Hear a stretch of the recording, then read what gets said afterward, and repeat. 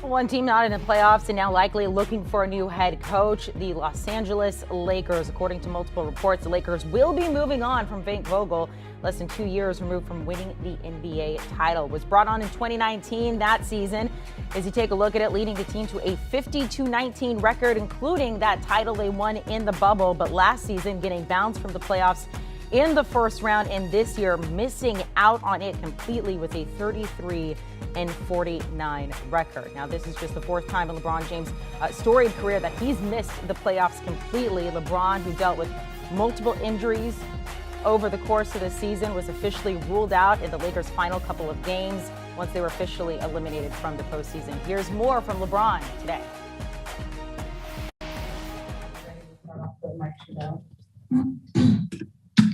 LeBron, you've prided yourself in being able to play whatever position is needed to play, whatever needs to be done in the court. Just wondered over the last couple of years what you've observed about roster and going into next season, you know, how this year contrasted with the previous two, and if you started to have those kind of thoughts yet. I mean, it's human nature to automatically start thinking about the roster and what it could look like and how we could obviously have a roster that brings in more wins. I mean, that's the most important thing. That's the job that we're in. So I've started to think about it a little bit, but, you know, it's not, you know, solely on me, obviously. But we definitely want to be better. We want to be better coming into next year. That's the most important thing for the summer. And just to follow up position-wise, you know, you played some more center this year. You played point guard. Like, is just for you, is there an optimal there? Is it being able to go back and forth to different positions depending on who's on the roster? It doesn't matter for me personally. You know, my personal goal is to be able to play any position on the floor. You know, and every game is different. You know, matchups is different at times. So to be able to have the availability to our team that I could switch off and play center for minutes, or play point guard for minutes, or play the wing spot for minutes, according to what the game dictates or needs. You know, that's for me to make sure that I'm equipped. I'm in the best possible shape I can be in to help us win ball games. Dave. LeBron, in February, you told us you see yourself being with this franchise, and you're here, and this summer you're going to be eligible for a contract extension. Do you intend to extend with the Lakers this summer, and what are the determining factors that will go into that decision-making process? Well, the conversation hasn't been talked about, or technically, because of the collective bargaining agreement, cannot even be discussed until later on in the year. So, you know, I know it's out there, but we can't even, myself and Rich can't even begin to talk with Rob or the front office at all because of the collective bargaining agreement. So when we get to that point, we'll see. Bill. LeBron, what did you envision what did you expect from the Russ partnership that did not materialize? Obviously inclusive of health, but then also, do you feel like that is something that you guys can do again? Like, can you, Russ and LeBron, be the centerpiece of this team next year and be a championship contender? I don't put any expectations on anything. I mean, it's all about coming in, putting in the work, and go from there. I mean, you know, one thing about Russ that I love and will always love is, you know, just his competitive spirit, what he brings to the game every single night. And when you're in a profession where so many injuries happen and so many things go on, and to have a guy that's reliable and can put on a uniform every single night, that's something I respect out of everything. And you know, I'm not going to sit here and make decisions for the front office and things of that nature, but you know, I love being a teammate with Russ, and you know, that's just the way it is. Kyle. Brian, I know there's nothing official, but obviously there's an ESPN report that Frankie's not going to play. You know, what comes to mind about your tenure here with Frank? I mean, the highs of the championship, obviously, the lows of this year. What comes to your mind when you think about that phase? Well, I don't want to speak about, you know, what's been talked about and things of that nature, because I don't never get involved in those things. But I respect Frank as a coach, as a man, in our partnership that we've had over a few years here has been nothing but just candid, great conversations, and this guy who gives everything to the game, prepared us every single night, along with his coaching staff as well. I give those guys a lot of credit too. But at the end of the day, I don't know what's going to happen. With Frank and being here, but I got nothing but respect for him. Dan. LeBron, you've been with this organization for 4 years, and it's been a pretty wide spectrum of results. You guys have won a title, you missed the playoffs twice. How do you sort of view this section of your career in that way? When you kind of consider it, has it been what you'd hoped? And I guess secondarily, what is your confidence in the organization that a foot can be put in the ground and a pivot can be made to fix some things? Well, I came here to win a championship, and I want to win more. So I accomplished what I wanted to accomplish, but I'm still hungry for more. So, and I'm confident that this organization wants the same. It's what this organization has always been about. And, I also want to just change the narrative, how this franchise can compete at a high level again. What they've done decades of winning. So, but yeah, when I signed here, when Magic was here and Rob was here, obviously, Rob's still here. I told him that I want to, help this franchise become a champion once again. So I've done that. We've done that. But I want to do it again. Alyssa. Hey, LeBron, what was the frustration level around obviously you having an MVP caliber season, an unprecedented season, and then the team having such a mediocre season, and just follow to that, you've made it clear that you wanted to stay in the league until your son comes up. How much longer do you think you can maintain this level of play? To answer your first question, winning is everything to me, and the fact that I was playing the way I was playing and it wasn't resulting in wins just wasn't enough. The frustration level was definitely at a high at times, and because you're just trying to figure out how can you be better and figure out how the team can be better, and then you hit with COVID protocols, and guys are in and out, and then you hit with injuries, things of that nature, and you never just really get a full sample size of what the team can possibly be. Because I was watching the game last night, and I think last night was our 40th starting lineup. 41st. That's literally half the season. 41 starting. Wow. So it's just you never get an opportunity to see what the ball club could have been. So, but definitely frustrating for sure. And how long I can play at this level? It's up to my health. It's up to my spirit. It's up to my motivation. The great thing for me is I get an opportunity now to be around my boys and watch those guys through their AAU tournaments and their summer ball, and that for the last 5 years has motivated me to come back. Just watching them, watching their circus. So I don't have a cap on how long I want to play. I don't want to say this or that. My wife doesn't want to hear that if it's longer than a certain amount of years. But I can still produce at a high level, as I showed this year for sure. We'll just take a few more. BT. Do you and AD share any tips about offseason workouts? Do you have offer him any suggestions? I'm an open book. I've always been, still am, and I see AD, periodically during the summer. He has a lot going on. I have a lot going on, so we try to connect as much as we can, and AD knows, and if you need anything, and vice versa, that we just one call away, one text away, one FaceTime away. I can pull up on him, he can pull up on me without even notice. So, have that. Hey, LeBron, how would you characterize what you hope and plan to have in terms of the collaboration with the front office process with determining where to go from here? Well, I mean,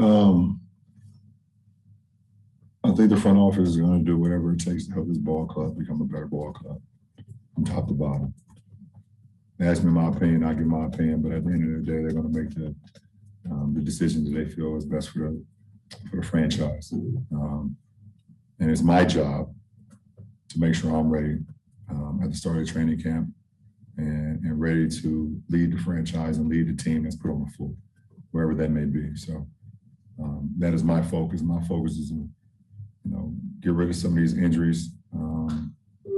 Time heals all. So wait for these injuries to go down and then be ready in September when training camp starts again. And it's my job to lead the group of guys that the front office has decided that will be part of this franchise. About Jovan, Dylan, and Chris. LeBron, we see each season how you kind of add or tweak something with your game. Or is there anything you've identified coming off of this season that you really want to focus in or kind of work on this offseason? Yeah, I want to get to the free throw line. So I want to figure out how to trick the refs. I want to figure it out.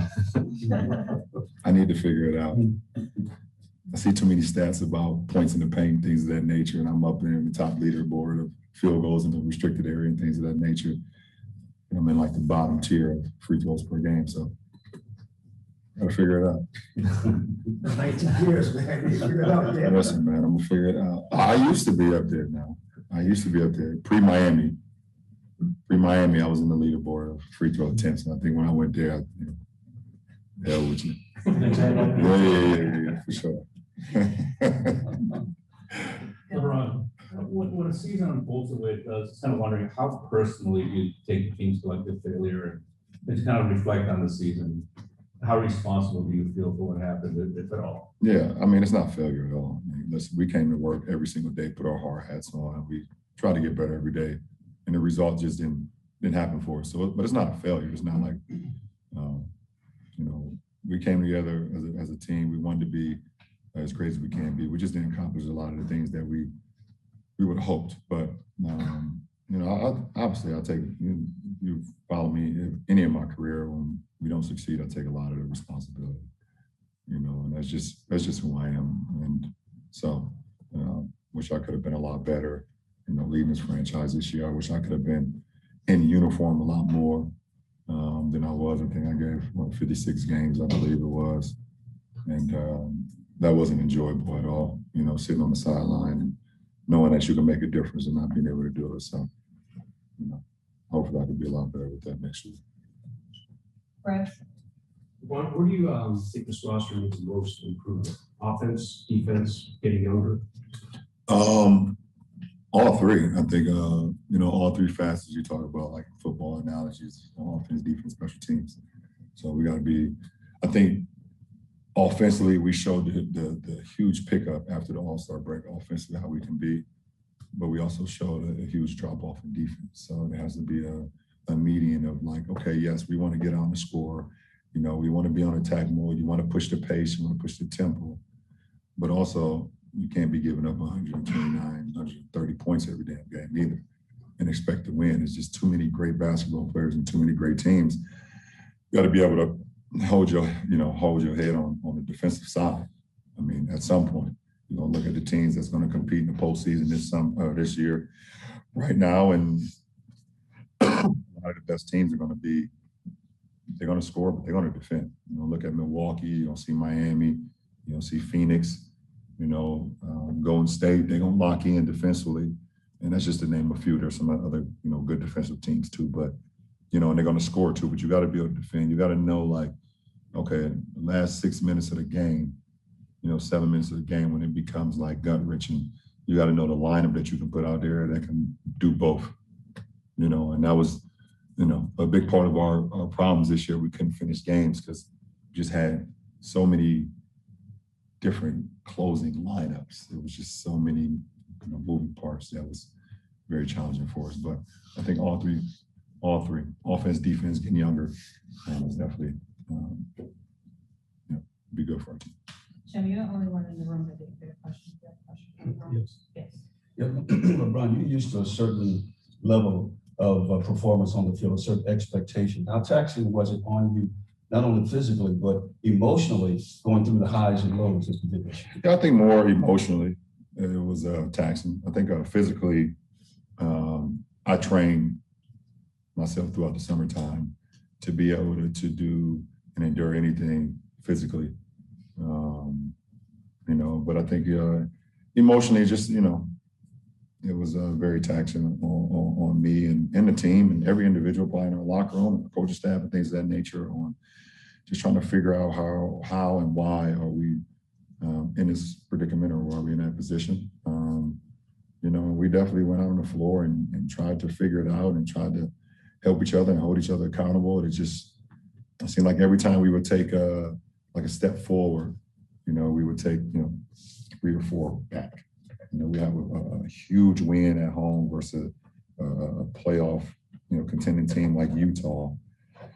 And then go on the road and then, lose a game to Houston, or have a big win at home versus title contending team, like Golden State, and then hit the road and lose to Portland with no Dame, CJ's traded away, and the rest of those guys. So, that was the mental, the mental side, like playing with your psyche, like what the heck is going on? Like, how can we be so great one night and then the next night we just so mediocre, is the word. So, that's the most challenging part of this season, for sure. Have time for one follow-up. Yeah, I got 9 minutes left. The guy ain't gonna give me again, so I'll ask a couple questions. LeBron, you had an MRI on Friday. Yeah. As I understand it, what were the results of that? And then, with the various injuries you had this season, there's the ab, the knee, the ankles. Yeah. Is there anything that is going to require, anything extra this summer? Well, I got the MRI on my ankle, like you said, on Friday, and there's no surgery required, no injections, but I'm gonna have to stay off of it for probably about 4 to 6 weeks to let it recover.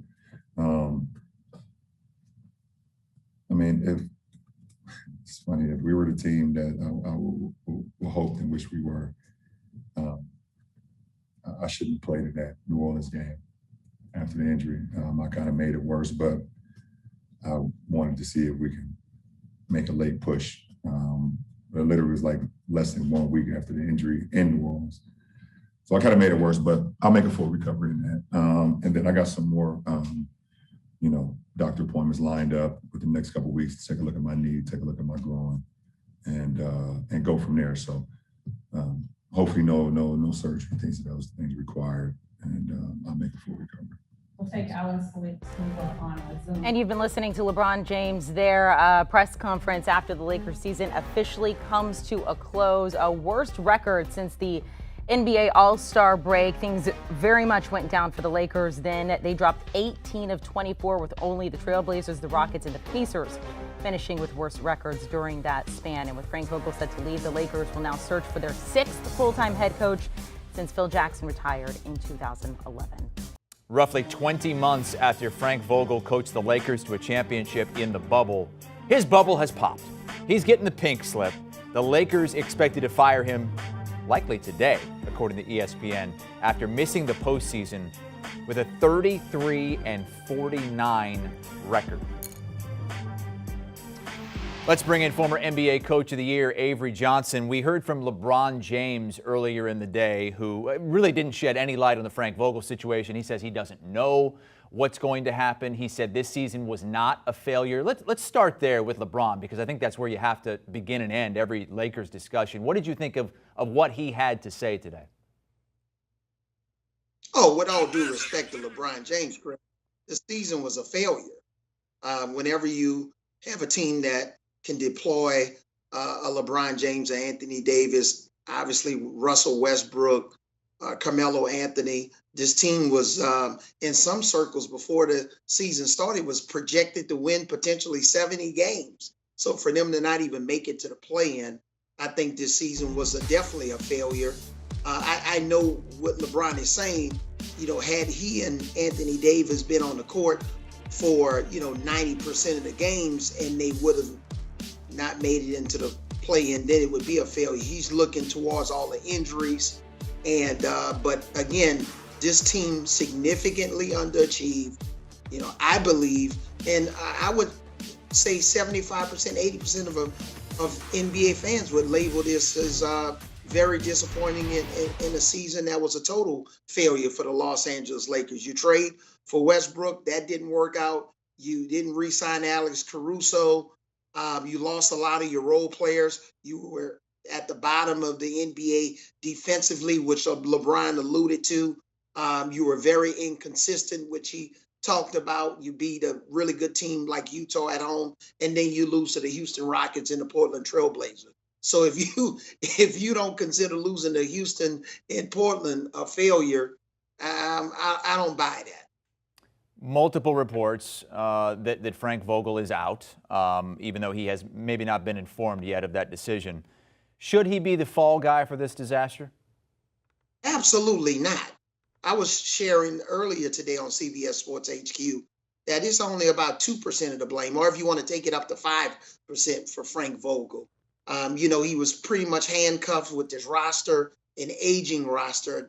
He builds his team on defense. They were a poorly constructed defensive team. You had too many chefs in the kitchen with all of the reports we're hearing about the Rambers, Kurt Rambers and his wife involved with Jeannie Buss and the front office. And, this is one of the reasons why Magic Johnson resigned from his post as president. So just too much uncertainty, too many chefs in the kitchen, too many decision makers.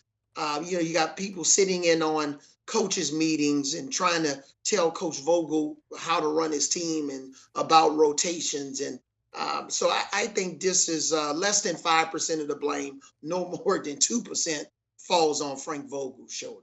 All right, so Avery, I mean, there's a lot of work to be done here if the Lakers are to get to where LeBron and their fans expect them to be, which is competing for NBA championships. You don't have to go down the whole list, but in the immediate future, new head coach, roster movement, I mean, where do they go from here? Well, I would say the first thing that the new head coach needs to do, he needs to sit down and not talk to LeBron James. LeBron James will be fine. He needs to sit down and really connect with Anthony Davis and really figure out an off-season training regimen for him so that they can get this guy ready to play in, 65 of 82 games. Is that a lot to ask for? 65, 70 games, and get him in the right frame of mind and get him ready to play physically so that he can overcome some of these situations and play through pain. It's the difference in being injured and having significant pain. This is coming from somebody that's played in 82 games 3 or 4 years in a row. So I think that's where you start. And then you got to have to figure out what to do with Russell Westbrook. Do you attach a second-round draft pick, not a first-round draft pick, and try to figure out a landing spot for him for next year? Because it just seems like when you're watching them on the court, he and LeBron James, their games, they don't complement one another. They got to get younger, and even the younger guys have to get a little bit more healthy, and that's Anthony Davis included. Got to get him out there for more games. That might be priority number one, as Avery Johnson tells us here on HQ. Since Phil Jackson left as the full-time head coach of the Lakers, this is what it looks like. Mike Brown, Mike D'Antoni, I mean, those guys only made one playoff appearance each in one season, but they didn't do much. Byron Scott, Luke Walton, and then Frank Vogel won a title a couple of years ago, but all downhill in the 2 seasons since. He's expected to be fired today. Do you want a sports network that delivers everything that matters about the game? The highlights, the picks, the instant analysis, no yelling, no fake debates, no politics. Hit the subscribe button and never miss a moment.